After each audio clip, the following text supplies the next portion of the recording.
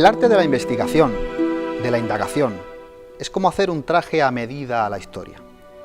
No se da puntada sin hilo, al igual que no se escribe una frase sin una corrección previa, consensuada y crítica. El don de la historiografía es un deporte solo para valientes, para los que no se conforman con lo que se cuenta, para los que exploran más allá de sus contornos. En aquellos espacios reducidos al mundo, las motas de polvo en suspensión flotan en un ambiente como minúsculos planetas en la Vía Láctea. El único aroma, el del papel viejo y el del café, que se mezclan en una extraña simbiosis cósmica, impregnando y redibujando las siluetas propias de la sala. El único tacto, el de los pliegos y resmas, como si fuesen las telas más valiosas de las mejores agujas parisinas. Mientras el sonido, rasgado de pluma y papel, de tinta, convive en plena armonía con el ambiente. Es difícil explicarle al que lo ve desde otro prisma, cómo alguien rodeado de estímulos constantes de edulcorada realidad, es capaz de sacrificar parte de su vida en reescribir la historia, de poner nombres y apellidos donde nadie existía, de revivir situaciones y contornos donde ya solo el olvido queda, de condecorar, de sacrificar, de encumbrar y juzgar a los que no conocemos, a los que de nada se sabe. Es un trabajo tan minucioso, tan sumamente exquisito, que suena como una sutil nota de piano. Es como una caricia al vaporoso terciopelo, es un aroma tan frágil que solo lo perciben los que nos tienen en ese sexto sentido. Es un delicado trabajo de orfebrería. Son las manos de un preciso relojero. Así es, así lo percibo. El investigador, como criminólogo, compone donde no había, reinterpreta lo ya establecido, le da forma a nuestro mundo, para poner en cada sitio, como si de una organizada biblioteca fuese, nuestra historia. El investigador, el escritor, el divulgador de historias, sabe lo que es tener a la misma soledad de compañera, sabe lo que es pedirle horas prestadas al día, sabe lo que es robarle tiempo a su familia y amigos, sin buscar nada a cambio. En este siglo tan rápido que vivimos, todo es fugaz y momentáneo, todo se olvida rápidamente, con lo cual solo nos quedan los únicos reconocimientos dignos de poseer, pues ellos nos llenan la valija de nuestra vida de valiosos y bellos recuerdos, la superación personal y el trabajo bien hecho. Este es nuestro mundo, para bien o para mal. Nos rodeamos de pequeños matices y con ellos convivimos toda nuestra vida. Entendemos la evolución personal como la línea vital de nuestro ser, que nos acompaña día a día y nos hace fuertes y valientes. Y como dijo Spinoza, cada cual juzga y actúa bajo las limitaciones de su cerebro. Soy un historiador, un investigador, un divulgador de historias. Bienvenidos a mi mundo. Buenas tardes a todos y sean bienvenidos a Café de Levante. Mi nombre, como siempre, Rafael Montaño García. Y hoy nos encontramos en este Café de Levante en el Castillo de Santiago, magnífico baluarte, como buque insignia de este patrimonio de Sanlúcar. Vamos a hablar de historia, vamos a hablar de investigación, pero como el trabajo y la dedicación no están reñidas con el ocio, también vamos a hablar de motor clásico. Para ello se encuentra con nosotros nuestro amigo Luis Parejo Fernández. Él es licenciado en Historia por la Universidad de Granada. Amigo Luis, un placer y gracias nuevamente por acercarte a este rinconcito de cultura de nuestra Baja Andalucía. Muchas gracias, Rafa. Muchas gracias por haberme invitado. Para mí es muy especial estar aquí hoy en el Castillo de Santiago, puesto que me he pasado tantos años en el Archivo Ducal de Medinasidonia, pues estar hoy aquí en el Castillo de los Guzmanes, pues para mí es un privilegio, ¿no? Compartir este espacio y además compartirlo contigo, ¿no? Que somos amigos desde hace ¿cuánto? Parece, ¿30 años? Parece que no ha pasado el tiempo cuando jugábamos los para partidos nada. de fútbol, ¿verdad? En el polideportivo. Exactamente. Y parece mentira que después de 30 años aquí estamos compartiendo pasiones. A ver, que sí que es una pasión, ¿verdad? Como hemos leído en la presentación.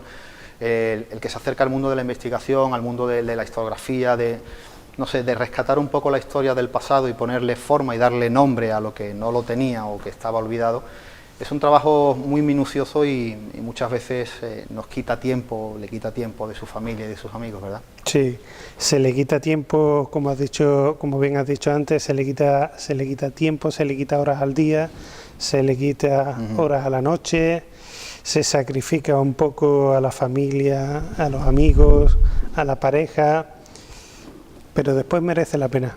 Sí, yo creo que sí. Sí. Luis, sabemos evidentemente de tu trabajo sobre tu tesis doctoral, sobre la fiscalidad y sobre la renta de aquella Sanlúcar desde los siglos XIV al siglo XVII. Yo he estado ojeando, he estado leyendo algunos artículos, algunos sueltos que has ido publicando. A mí realmente me parece un tema muy, muy difícil. Te pregunto, Luis, ¿cómo te aventuras a meterte en un tema tan sumamente de calado y de dificultad como son las rentas, en esta casa de la Casa Medina Sidonia y de la Sanlúcar aventurera y marinera y comercial de aquellos años? Pues es una historia un poco rocambolesca, ¿no? Porque yo, siendo licenciado en Historia del Arte, me llaman para trabajar en el proyecto de digitalización del archivo ducal, y ahí me doy cuenta que me gusta estar en el archivo, me gusta rodearme de todos los legajos, de toda la documentación que estaba manejando, pero no tenía la capacidad para leer, no sabía leer. O sea, una cosa tan sencilla como hoy en día es leer, yo no sabía leer esos documentos, ¿no? Y cuando ya se canceló por el tema de la crisis, cuando ya se canceló el proyecto de digitalización, decidí hacer el máster de archivo y biblioteca que hacía Tallafigo, don Manuel Romero Tallafigo, en la Universidad de Sevilla. Y fue con él con quien hice además el trabajo de fin de máster, que trataba sobre el privilegio de Sanlúcar. El privilegio de Sanlúcar a lo largo, cómo había ido manteniendo la vigencia ese privilegio conforme iban pasando los siglos, ¿no? Y una vez que terminamos ese trabajo, pues después de estar un año viendo la documentación que había en el archivo, lo que se podía hacer, lo que no, don Manuel consideró que había material para hacer una tesis, y en principio era una tesis que estaba orientada, basada en una colección diplomática. Una colección diplomática es una colección transcrita con los documentos más importantes de la villa primero y de la ciudad después, que han ido marcando el futuro de esa población, ¿no? Y ese trabajo me llevó unos 3 años hacerlo, y cuando ya estaba a punto de concluirlo, el que era mi director de tesis, don Manuel García Fernández, me presentó a un fiscalista, a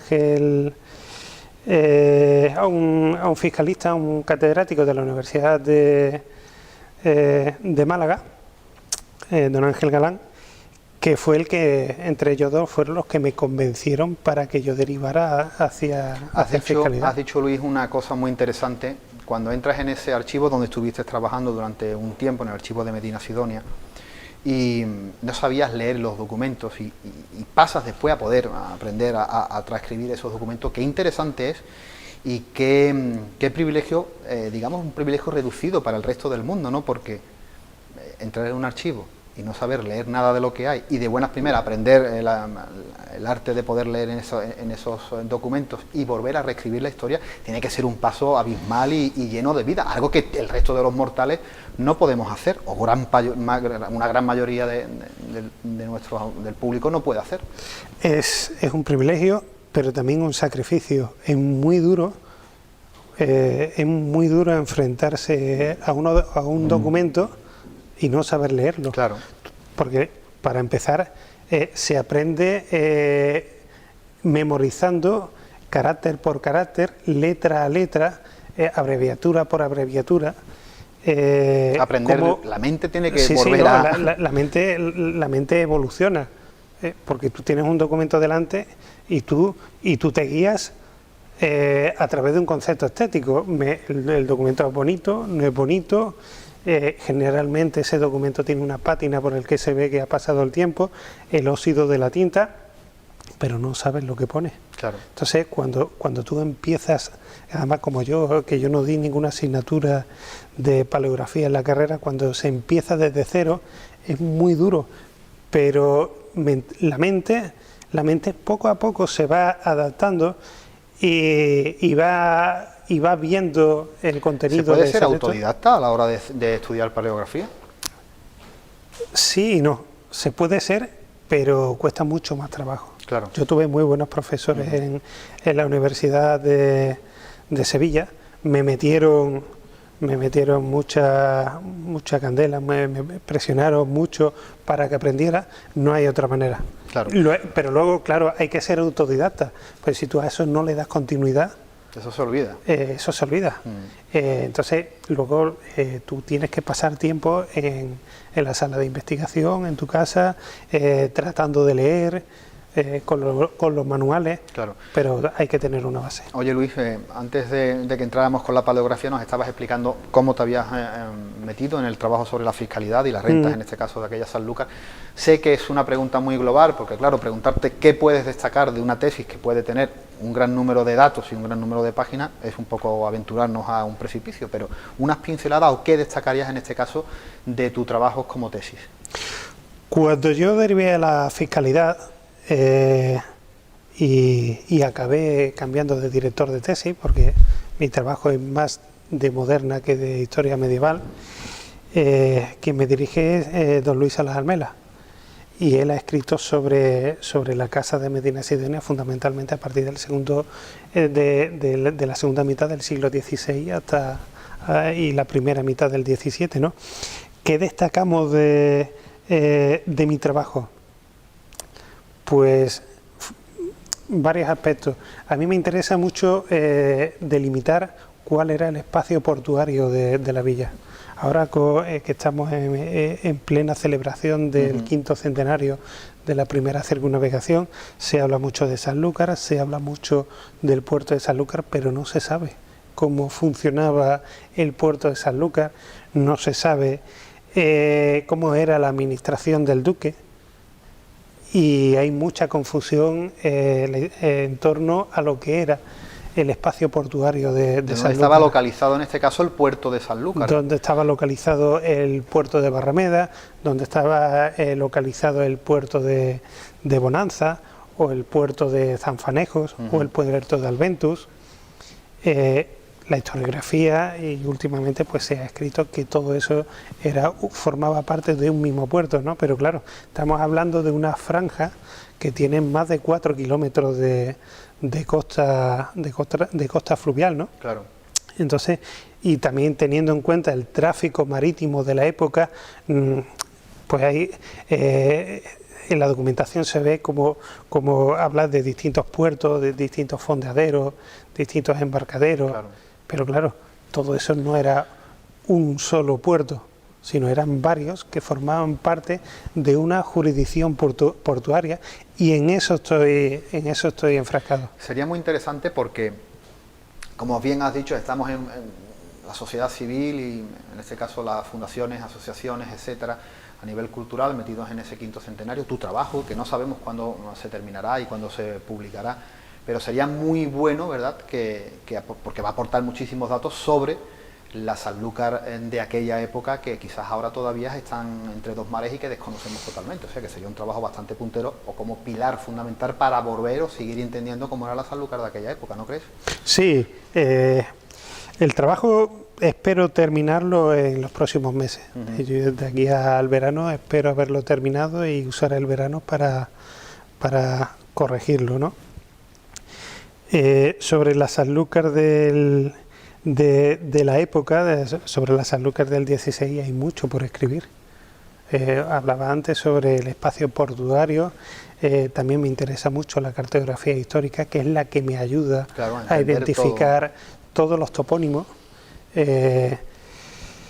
Me interesa muchísimo, por ejemplo, cómo era la administración del duque aquí en Sanlúcar, cómo funcionaba la contaduría, cómo funcionaba la aduana, cómo funcionaba la atarazana y cómo se distribuía, cómo funcionaba todo dentro de la sociedad de la época.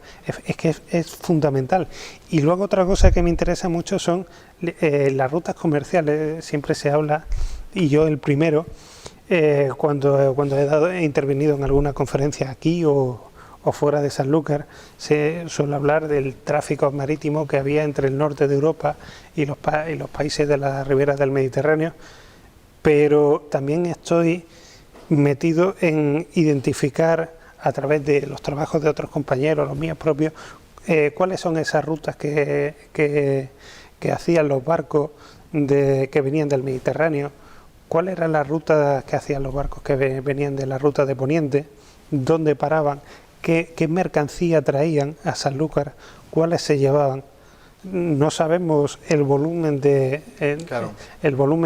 ese tráfico marítimo, el volumen que había, porque esa documentación se ha perdido, pero sí nos podemos acercar un poco a través, por ejemplo, de los valores de las rentas del almojarifago, ¿no? Que ya he explicado muchas veces, y como sabrá, el almojarifago era una renta que se cobraba, que se grababa sobre las mercancías que venían de fuera, o que se traían de afuera o que salían de Sanlúcar, ¿no?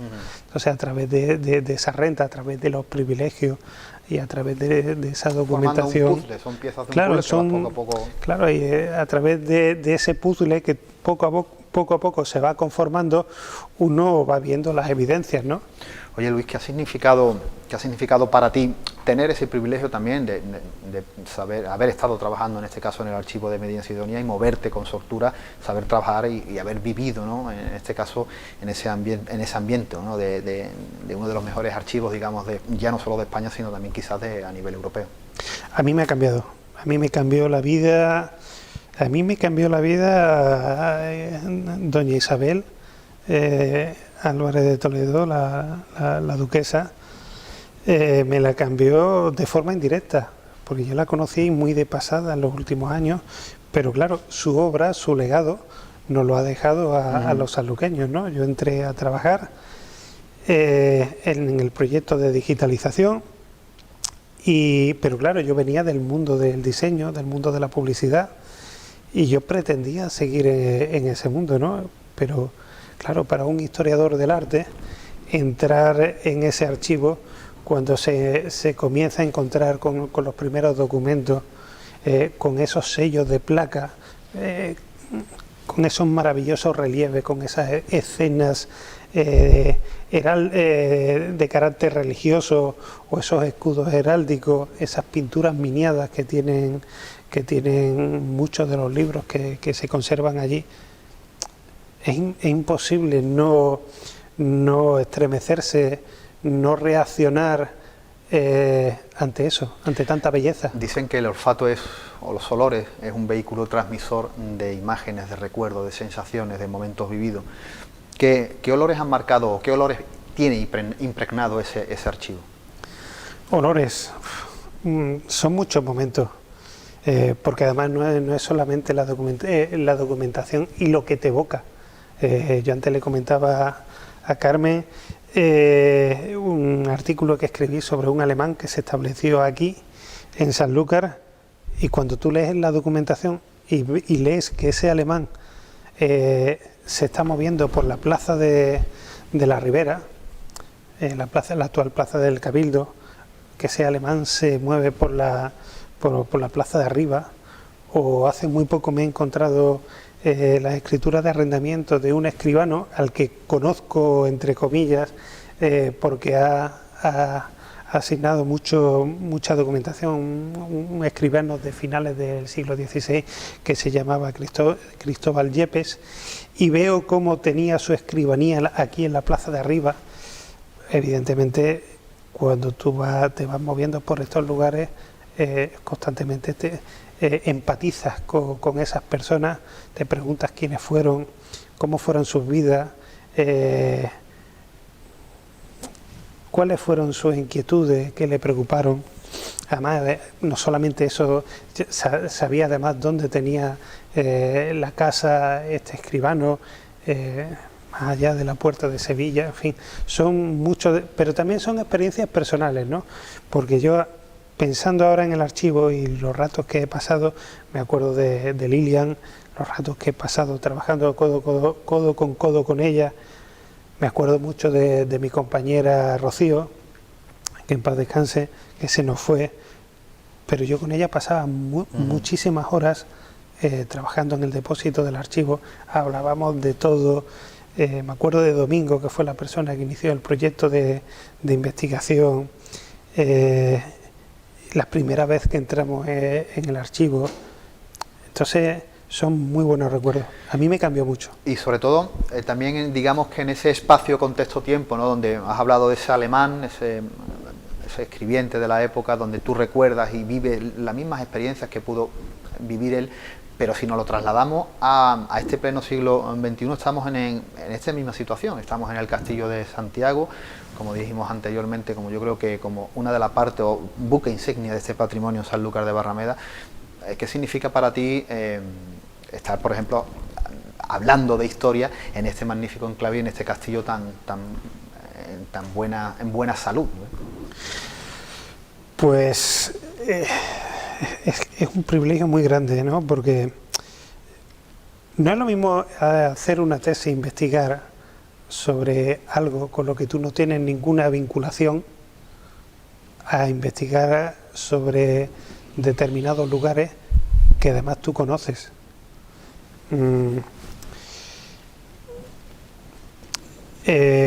Como te he dicho, te cambia, empatizas, se te crea un sentimiento de protección, incluso de propiedad. Yo muchas veces he tendido a pensar o a decir, cuando hablo del archivo, mi archivo, el castillo, mi castillo. Claro. Porque es que no puede ser de otra manera. Forma parte del colectivo y del ideario de todos nosotros, claro, por supuesto. La iniciativa que se tuvo a la hora de restaurar el castillo, a la hora de darle uso, la vida que ha cobrado gracias a don Álvaro de Taboada, la cantidad de eventos que se organizan aquí, no solamente que están relacionados con la circunnavegación, ¿no?, sino con otro tipo de actividades culturales. Que el pueblo venga, participe y lo haga suyo es lo que garantiza su conservación de cara al futuro. Está claro que, por supuesto, hay que agradecer el trabajo y el que estemos hoy nosotros aquí, a don Álvaro de Taboada y a Carmen Jurado, que bueno, esto es un auténtico privilegio, por supuesto, y un disfrute para la ciudadanía. Luis, tenemos encima de la mesa una serie de libros, una serie de trabajos. Hay uno muy interesante que leí hace poco, y es el abastecimiento que tuvo la Gran Armada. Yo creo que es un tema muy recurrente, un tema muy interesante que has investigado también. Me gustaría que nos dieses una pincelada y volvemos a sumergirnos nuevamente en tus trabajos de historia. Pues el trabajo, el artículo me lo pidieron desde la revista de Despertaferro, que escribiese pues algo sobre el abastecimiento de la Armada. Ellos se ponen en contacto conmigo a través de yo haber participado en un congreso sobre la Gran Armada que se hizo el año pasado en Cartagena. A raíz de ahí pues estuvimos hablando qué se podía hacer y bueno, yo ahí me meto un poco más en la vida del séptimo duque de Medinasidonia, un duque que bueno, ha sido un tanto maltratado por la historiografía, por ese fracaso, entre comillas, de la Armada, pero que sin duda no hay que tacharlo como fracaso, ¿no? No se estaban dando las condiciones más adecuadas para que esa empresa llegase a buen puerto, y el duque lo sabía.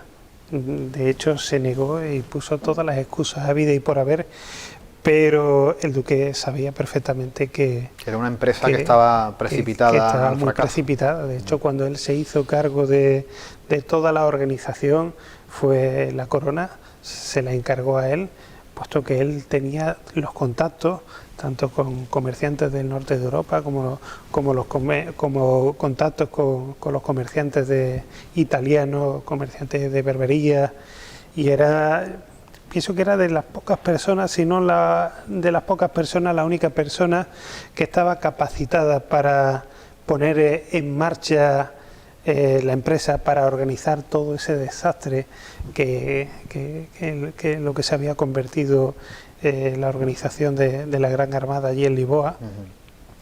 Y toco a grandes rasgos el papel que jugó el duque de Medina Sidonia, ¿no? Pero tengo la investigación todavía abierta, porque he encontrado documentación sobre otros asuntos que están relacionados con la organización de... Bueno, no solo, Luis, es reescribir nuevamente la historia en el cual estás enfrascado actualmente, sino porque evidentemente hay cartas que no llegan, documentación que se pierde en su momento, hay traiciones, en fin, hay una serie de claros ejemplos de que, como dijimos al principio, toda esa empresa iba bastante abocada al desastre, con lo cual habrá que escribir nuevamente la historia, entiendo, ¿no, Luis? Bueno, más que reescribir, aportar. Aportar. Yo creo que falta una gran biografía sobre el séptimo duque de Medina Sidonia, que se podrá sacar en el futuro. Yo no sé si seré el encargado o no, de momento mis intereses son otros, pero sí hay muchos datos que aportar al periodo de esos años de la Gran Armada. Periodo sobre todo en cuanto a organización. Hay muchos vacíos y evidentemente el archivo general de la Fundación Casa de Medina Sidonia tiene mucho que decir. Claro. Pero claro, yo siempre insisto que no solamente nos podemos centrar en un archivo, sino que la documentación que hay aquí tenemos que contrastarla con la documentación de otros archivos, porque no deja de ser verdad que la documentación que hay aquí solamente ofrece una visión. Y claro, la historia, para analizarla, para ser lo más objetivo posible, hay que tratarla y hay que estudiarla desde todos los prismas posibles, desde todos los puntos de vista posibles, ¿no? Y eso solamente se consigue pues visitando el archivo de la nobleza, que está en Toledo, Simancas, Madrid, Sevilla. Bueno, vamos a quedar con ese trabajo, esperemos que algún día vea la luz y que cambie, o que en este caso aporte nuevos datos sobre la historia. Nosotros, si te parece, Luis, vamos a pasar a unos anuncios publicitarios y seguimos hablando de tu historia. Amigos de Café de Levante, nosotros volvemos tras unos anuncios publicitarios.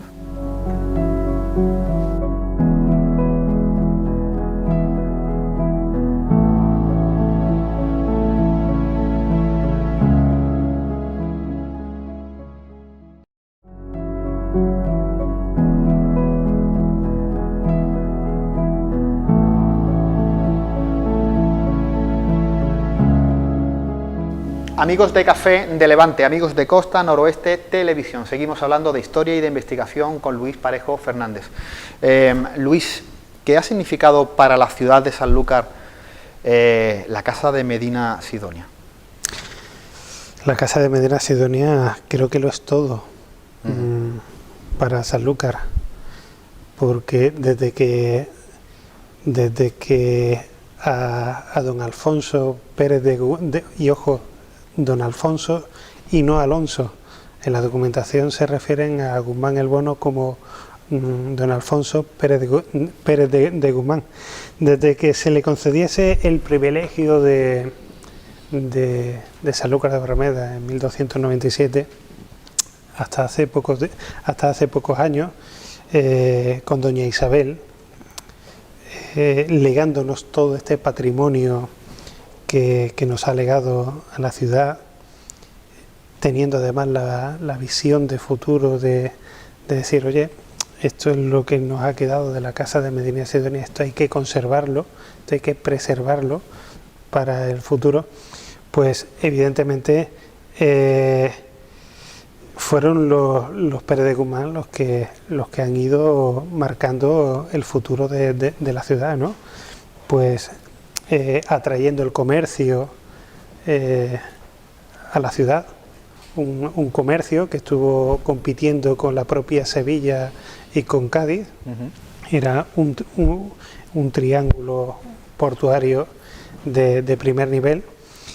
Y claro, hay que tener en cuenta que además es lo que a mí me interesa, el comercio genera riqueza, genera cultura, atrae a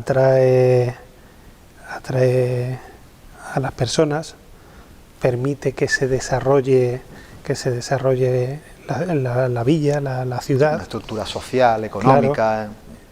Los Pérez de Guzmán, a partir de la segunda mitad del siglo XV, comenzaron a promover un desarrollo urbanístico, no solamente permitiendo que en el arrabal de la Ribera se construyese, sino también con la construcción del castillo de Santiago, este castillo tan magnífico en el que estamos aquí hoy. Y a medida que van pasando los siglos, ese crecimiento económico, ese crecimiento comercial, supuso para la ciudad pues que se proyectase hacia el mundo. Claro. ¿no? De hecho, de aquí partió la nao Victoria y consiguió tuvieron la suerte de dar esa vuelta al mundo, que no era algo buscado, ¿no? Porque como ya sabemos se iba buscando la isla de las especias, la isla de las Molucas, no se pretendía en ningún momento dar la armada de la especiería, nunca claro, mejor dicho. Exactamente. Y Sanlúcar se vino abajo, cuando ya los Medina Sidonia dejan, se le retira cuando la ciudad se incorpora a la corona. Se emprende una carrera desde Sevilla, desde Cádiz, por anular el puerto de Sanlúcar. Eso es una cosa que yo tengo estudiada, que todavía está por publicar, que iba en la génesis de esa primera tesis que yo tenía. Y al puerto de Sanlúcar se le comienza a cargar con impuestos que en algunas ocasiones eran incluso superiores a los que se cobraban en Sevilla y en Cádiz, ¿no? Entonces, de ahí que el puerto de Sanlúcar poco a poco fuese viniendo menos. Y dentro también de todas esas investigaciones, Luis, hay un tema muy interesante que es la figura de Leonor de Guzmán, una figura en la que vuelves a tratar a la casa de Medina Sidonia. Hablamos de una mujer de su tiempo, una mujer valiente. ¿Qué nos puedes destacar de esa figura? Quizás todavía poco conocida, no sé si me aventuro a decirlo así. Es como tú has dicho, una mujer de su tiempo, una mujer que también hubiera encajado bien en nuestros días, ¿no? Porque en el momento en que el tercer duque de Medina Sidonia, don Juan Alonso Pérez de Guzmán, muere por la peste de Sevilla, quien accede a la titularidad de la casa es Enrique de Guzmán, que es el hijo primogénito del primer matrimonio que tuvo el tercer duque. Claro, se muere el tercer duque, accede don Enrique Pérez de Guzmán, que además era menor de edad y estaba bajo la tutoría de Pedro Girón, que posteriormente se convertiría en conde de Ureña, y la duquesa viuda, doña Leonor, lo que hace en un principio es luchar por los derechos, por la herencia, por los derechos de sus hijos. Evidentemente en ese primer momento no puede pretender que ninguno de sus hijos acceda a la titularidad de la casa ducal porque no le correspondía, ¿no? Pero sí lucha por parte de esa herencia para que se pudieran mantener y para garantizar su futuro. En el momento en que el joven duque, don Enrique, cuarto duque, muere, esa pelea, esa lucha de doña Leonor de Guzmán la encamina hacia conseguir que su hijo don Alonso acceda a la titularidad de la casa, porque es Pedro Girón y su mujer, doña Mencía de Guzmán, hermanastra hermana del cuarto duque y hermanastra del quinto duque, quienes son los pretendientes a la corona ducal. Hablamos de una figura, de una pieza inseparable e indivisible de la historia de la casa de Medina Sidonia para que siguiese teniendo esa importancia a nivel mundial. Es una figura fundamental, porque es la que garantiza la continuidad del linaje, claro, de los Pérez de Guzmán. Si no es por esa señora, aquí se habrían instalado los Girones, la casa de Ureña, y evidentemente pues no habríamos tenido séptimo duque de Medina Sidonia, no habríamos tenido otra evolución totalmente diferente de Toledo, y claro, no habríamos tenido ahora a don Alonso. Te iba a preguntar qué importancia tuvo la figura de Leonor y todo ese cambio sociopolítico entramado de la casa para Sanlúcar, pero creo que lo has contestado perfectamente. Sí, porque además doña Leonor pacta con Fernando el Católico el matrimonio entre su nieta, doña Ana de Aragón, con el quinto duque, don Alonso el Fatuo, que además se ve que, el hombre pues no tenía algún tipo de retraso, le llamaban el retraso, y al final ese matrimonio se anula y doña Ana de Aragón contrae matrimonio con su hermano, que a la postre sería el sexto duque, ¿no? Pero es fundamental porque ya digo, permite la continuidad del linaje de los Guzmán. Yo leyendo tu trabajo, investigando un poquito, te sigo desde hace tiempo, y viendo las últimas publicaciones, hay una frase que me llamó mucho la atención, que es esa limosna al monasterio de Guadalupe de 12 docenas de atunes. ¿Qué me dices de esa frase? ¿En qué contexto la metemos? ¿En qué trabajo la metemos? ¿Y qué importancia tiene? Tiene, 12 docenas de atunes, eso era una fortuna. Por eso te lo estoy diciendo, estamos hablando de piezas enormes y que para capturar en las almadrabas esos atunes en aquella época no sería de la facilidad que tenemos ahora, con que hay que imaginarse ese trabajo y la valía de ese producto y de esa ofrenda. Sí, en aquella época, cuando el primer duque de Medina Sidonia recibe la carta del hermandad del monasterio de Guadalupe, ellos le conceden esa limosna al monasterio. Yo ese trabajo lo quise sacar porque me invitaron a un seminario de historia en Extremadura y quise establecer una vinculación entre esa tierra y la nuestra y el archivo. También para que se viese un poco la proyección de nuestro archivo, cómo la documentación que aquí se conserva va llegando a todos los rincones de España, ¿no? Pero, como decía, esa limosna es una fortuna, pero no es una limosna que se da única y exclusivamente al monasterio de San Jerónimo de Guadalupe, sino que aquí en Sanlúcar los duques también daban limosna, daban esa misma limosna en menor número, pero en el menor número de piezas de atunes, pero también se la daban al convento de Regina Coeli, también se lo daban al convento de Madre de Dios.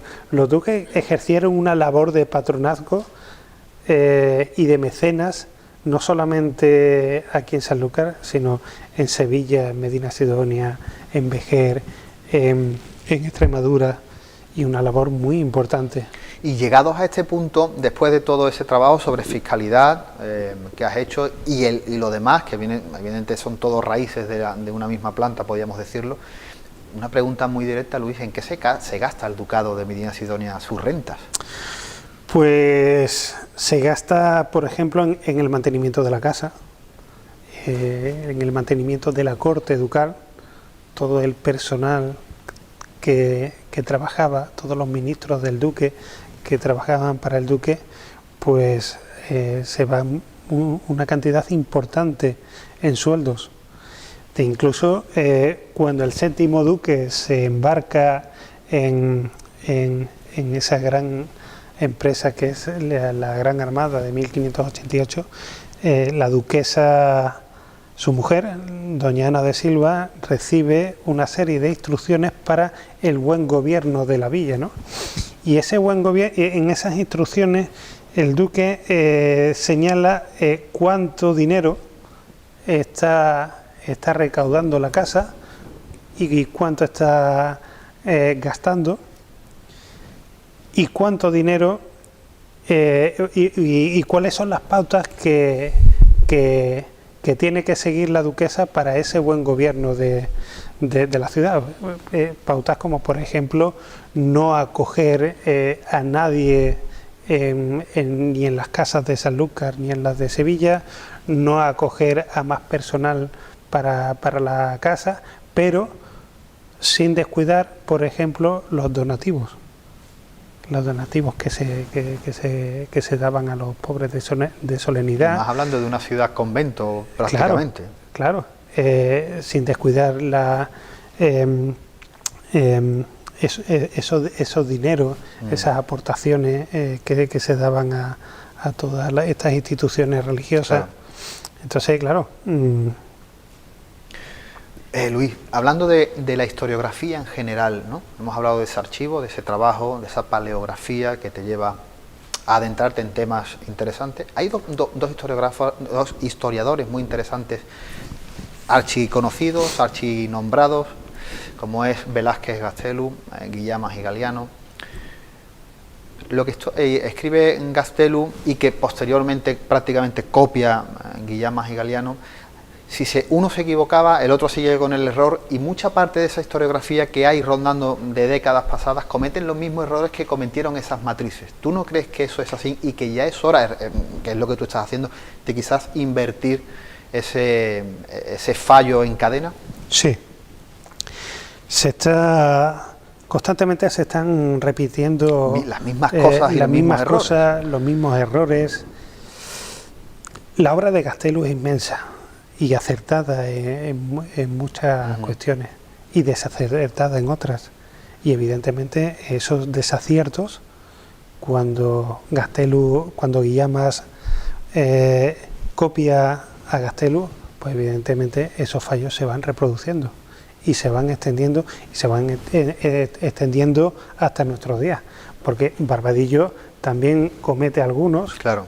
Pero claro, es una obra que es fundamental, hay que tenerla muy en cuenta, porque ellos tuvieron acceso a documentación que hoy no se conserva, que por desgracia se perdió, ¿no? Como por ejemplo fue el archivo de protocolos de la ciudad, el archivo municipal que se perdió a mitad del siglo XX.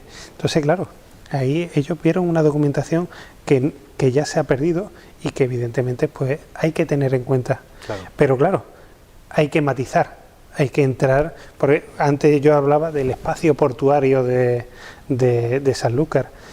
Ha habido un empeño tan grande por buscar cuáles son los orígenes del nombre de la ciudad, del término Sanlúcar por un lado y del término Barrameda por el otro, que claro, cada uno ha intentado aportar su granito de arena o dejar su sello dentro de la historiografía, que eso ha acabado por desvirtuar lo que es ese espacio portuario, ¿no? Y me refiero en concreto al término Barrameda, ¿no? Hoy en día se considera que el puerto de Bonanza, el puerto de Barrameda era lo mismo, y que el puerto de Zanfanejos era lo mismo al puerto de Bonanza, y no era lo mismo. Antes te contaba que a mí me interesaba mucho la cartografía histórica. Yo tengo una colección cartográfica digital, sacada de innumerables archivos, tanto nacionales como extranjeros, de más de 400 piezas, ¿no? Entre cartas náuticas, mapas, planos, donde localizó todos esos topónimos, toda esa documentación, y esa documentación te habla... Una documentación importantísima para avanzar en tu trabajo, claro, porque no puede ser de otra manera. Y te señala perfectamente dónde estaba el lugar de Zanfanejos, dónde estaba el lugar el puntal de Barrameda, lo que luego sí sería el puerto de Bonanza, puerto de Barrameda, pero claro, es que es fundamental. Y ese empeño por buscar esos orígenes, por explicar, pues no queda más remedio que meterse en el archivo y bucear, nunca mejor buscar y rastrear, ¿no? Oye, Luis, ¿qué importancia para Sanlúcar, para la ciudadanía, para su calado intelectual ese magnífico museo en la parroquia de Alao? Un trabajo exquisito, no quiero nombrar porque me dejo gente, me los voy a dejar en el tintero muchos de ellos, pero un trabajo magnífico y de primera mano para visitar, ¿verdad? Hombre, esa iniciativa hay que aplaudirla, porque además se une a lo que ya tenemos. Claro. Tenemos ese patrimonio que conserva la Fundación Casa de Medina Sidonia, que yo creo que es el más importante que hay, obviando ese patrimonio documental. Hay unas colecciones artísticas, unas colecciones escultura, orfebrería, en fin, increíbles, ¿no? Y luego también el patrimonio que hay aquí conservado en este castillo, ¿no?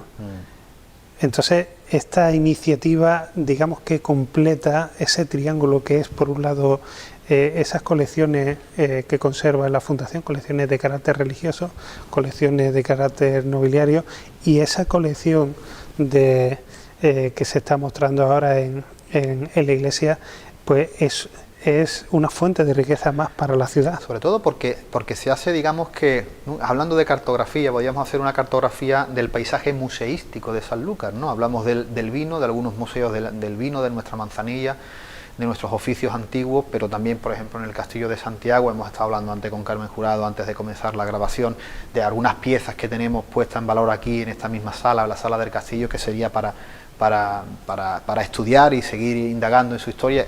El Museo de Trajes, tenemos ahora el Museo de la Parroquia de Alao, el Archivo de Medina Sidonia, otros archivos privados como el de Orleans. Estamos hablando de una puesta en valor museística de la ciudad de Sanlúcar muy importante a tener en cuenta. Y no solamente estos archivos de los cuales tú has hablado, ¿no? La Iglesia de la Caridad también tiene un magnífico archivo. Te digo eso, que son los que se me han pasado ahora mismo por la cabeza. Pero... Regina también tiene... Claro que sí. Y además, y eso lo sabes tú muy bien, contamos con un patrimonio bodeguero heredero de esos conventos que se convirtieron en bodegas, que es increíble, ¿no? Aquí tenemos las bodegas Barbadillo, o sea, que son catedrales. Tú te metes en esa bodega y ves esos pilares tan altos, con eso, en algunos casos con esas bóvedas de cañón, o esos arcos de medio punto que sustentan las cubiertas. Esa iniciativa de Paco Yuste cuando recuperó la bodega de... ¿cómo se llama? Que se me ha ido la bodega esta de... o la bodega de Argüeso. O sea, eso es un patrimonio que se une a todo lo que ya tenemos. Sanlúcar tiene mucha historia. Sanlúcar gira en torno a su historia. Gira en torno a su historia, al vino. El vino es la sangre de Sanlúcar. Bueno, Luis, y no me gustaría, porque hay varios temas que todavía quiero tratar, y antes de que pasemos a otra parte también de tu historia que pocos conocen, me gustaría que me dieras unas someras pinceladas, porque dentro de las jornadas del 5º centenario que se celebraron en aquel momento en el Palacio de Medina Sidonia, hiciste un trabajo muy interesante sobre, en este caso con un título que se llama La iconografía de la primera vuelta al mundo en Sanlúcar de Barrameda, sobre el escudo de armas de la ciudad de Sanlúcar. Sé que es un tema amplio, pero bueno, creo que podríamos dejar una pinceladita. ¿Cómo ha ido evolucionando en este caso nuestro escudo? Bueno, pues... Y es un trabajo muy interesante, tengo que decir. Yo ahí nuevamente, lo primero que se me viene a la mente es cuando empecé con don Manuel Romero Tallafigo, cuando yo empecé a llevarle esos primeros ejemplos que yo me iba, y de los que nunca nadie había hablado, esos primeros ejemplos de ese escudo de armas, y don Manuel me iba diciendo: niño, tú deberías hacer algo sobre esto. Qué bonito es cuando alguien te dice eso y te anima y sí, dice tú, sí, ahora sí, es la mía. No, es que fue él que me empujó y el que ya me acabó. Claro. Pero claro, ¿cómo ha ido evolucionando ese escudo? Es un trabajo de recopilación que me ha llevado años. Que no se hace en 3 días, ¿no? Es un trabajo muy fresco porque es muy visual y la verdad que muestra esa evolución que a la gente siempre le gusta, pues... Sí, pero ahí yo te voy a decir una cosa. Es un trabajo muy visual. Cuando yo empecé a dar mis primeras conferencias, mis 2 primeras conferencias sobre fiscalidad y renta aquí en Sanlúcar, yo notaba que la gente se aburría. Es lógico porque es un tema árido, difícil, complicado, y yo me preocupaba mucho y decía: yo quiero que la gente descubra esta parte de la historia que es fundamental de Sanlúcar. Yo tengo que buscar la manera de transmitir toda esa investigación mía de otra manera, ¿no? Entonces yo ahora trato que mis conferencias sean muy visuales. Si hablo de fiscalidad, trato de poner mapas, ilustraciones, grabados. Y el tema del escudo de armas entra dentro de esa dinámica de trabajo que ha adquirido para ganarme a claro. Los asistentes, ¿no?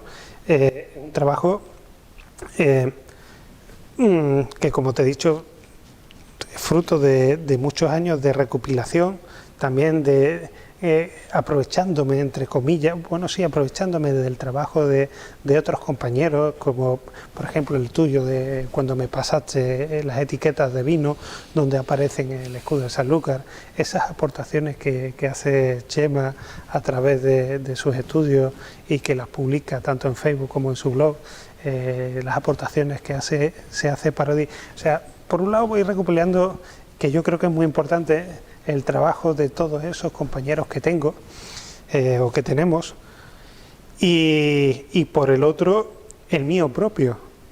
Yo no dejo de ser un historiador del arte, que no ejerce como tal, porque ejerzo como historiador a secas, pero claro, a mí ese trabajo me encanta, claro.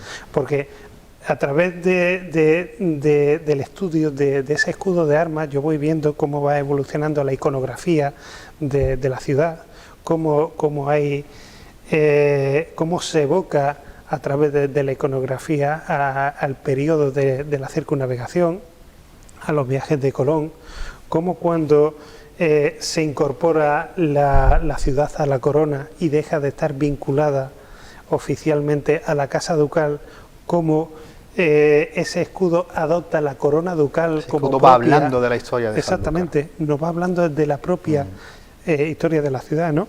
Cómo ese templo del Lucero hace referencia a la historia de los fenicios, de los griegos, de los tartesios, cuando estuvieron por la zona, cómo el buey alado está echado sobre la Biblia y te va hablando un poco de los orígenes de la ciudad, ¿no? de ese juego de palabras que claro. Hay entre santo lugar,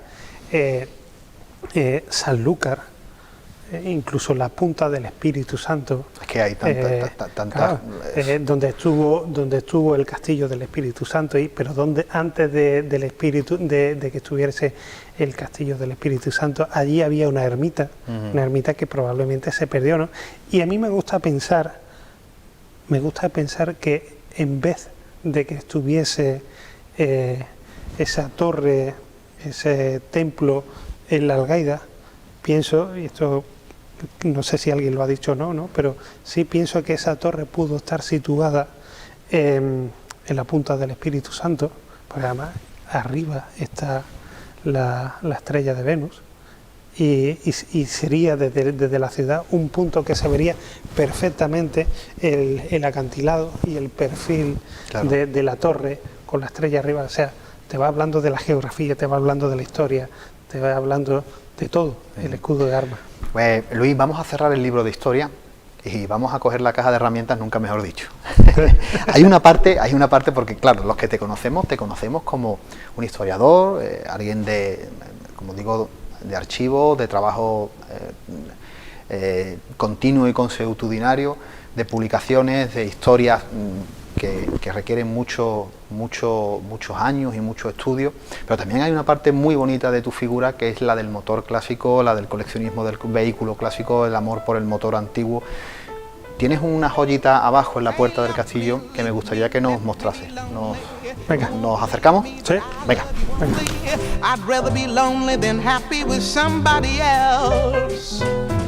You might find the night time the right time for kissing. Nighttime is my time for just reminiscing, regretting instead of forgetting with somebody else. There'll be no one unless that someone is you.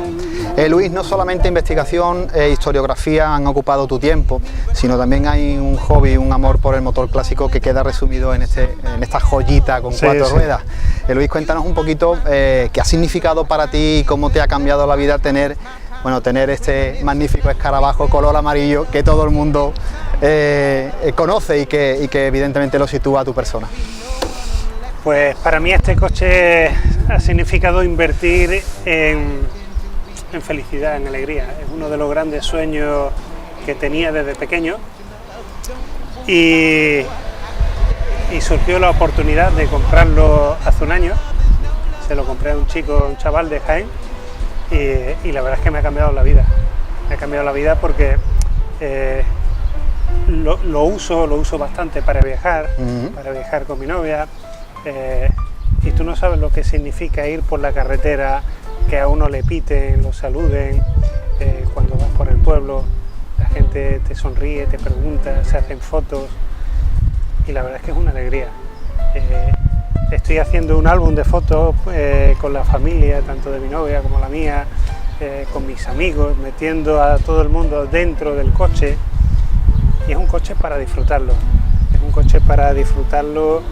con la familia, con los amigos, para viajar, para conocer la provincia, para conocer la ciudad. Y sobre todo poner en valor estos tipos de vehículos que si no llega esto por la mano de coleccionistas o por amantes del motor clásico, se hubieran quedado rezagados, olvidados, y en este caso hubieran terminado en algún desguace, como han pasado con muchos de ellos. Bueno, háblanos un poco, es de los años 80 el color original, ¿qué has hecho?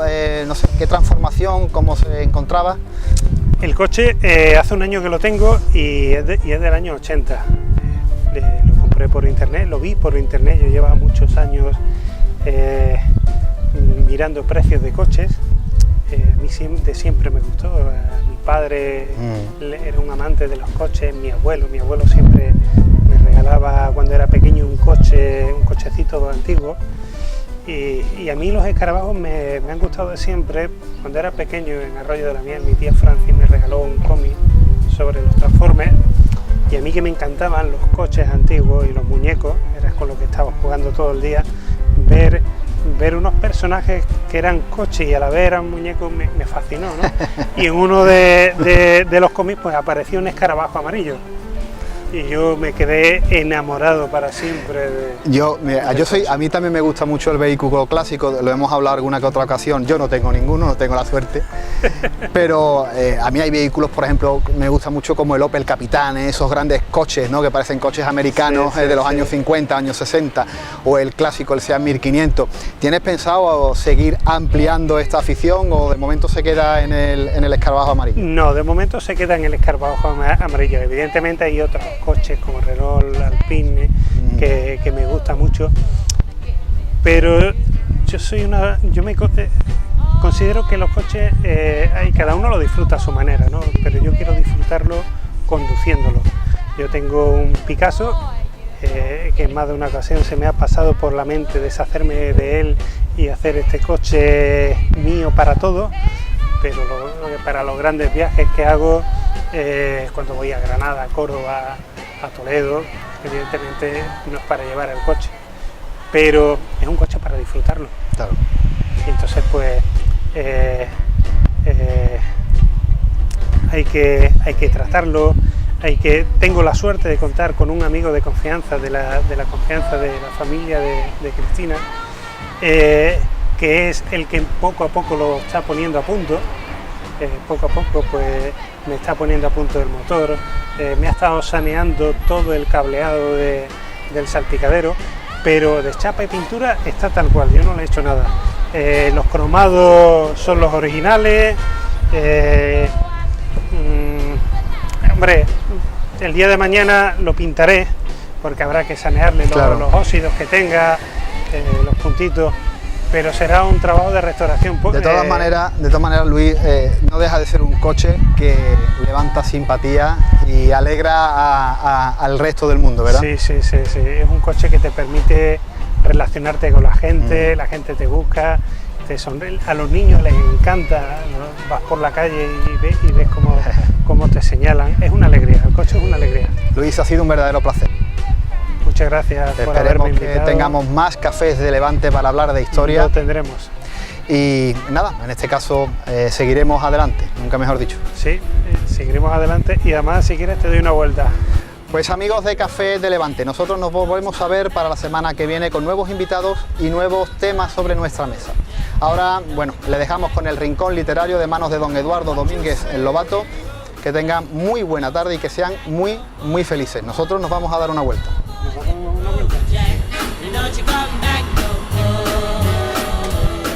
Oh woman, don't treat me so mean. You're the meanest old woman that I've ever seen. I guess if you say so, I'll have to pack the things and go. That's right, hit the road, Jack. Don't you come back no more, no more, no more, no more. Hit the road, Jack, and don't you come back no more. What you say? Hit the road, Jack, and don't you come back no more, no more, no more, no more. Hit the road, Jack, and don't you come back no more. Now, baby, listen, baby, don't you treat me this away, 'cause I'll be back on my feet someday. Don't care if you do, 'cause it's understood. You ain't got no money, you just ain't no good. Well, I guess if you say so.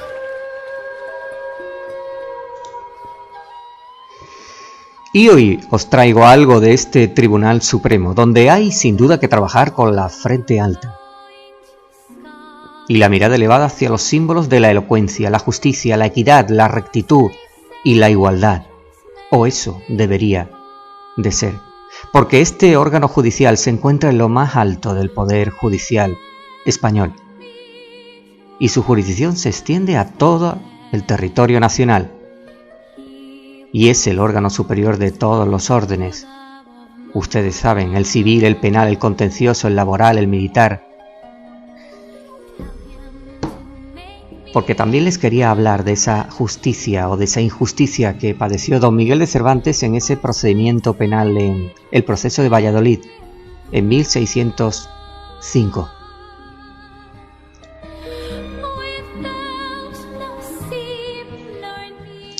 En la ciudad de Valladolid, en 20 días del mes de junio de 1605, para averiguación de los susodichos, se recibió juramento en forma de derecho de Miguel de Cervantes, de edad de más de 50 años, que vive en las casas nuevas de junto al rastro. Preguntado dijo que este testigo conoce de vista al caballero del hábito de Santiago que dicen se llama don Gaspar, el cual nombre lo ha oído nombrar esta noche, y estando este testigo acostado en la cama, a hora de las 11, poco más o menos, oyó ruido de grandes voces en la calle, que le llamaba don Luis de Garibay, y este testigo se levantó. Y el dicho don Luis de Garibay dijo a este testigo que le ayudase a subir un hombre, el cual este testigo vio, y era el que tiene declarado, el cual venía con una herida.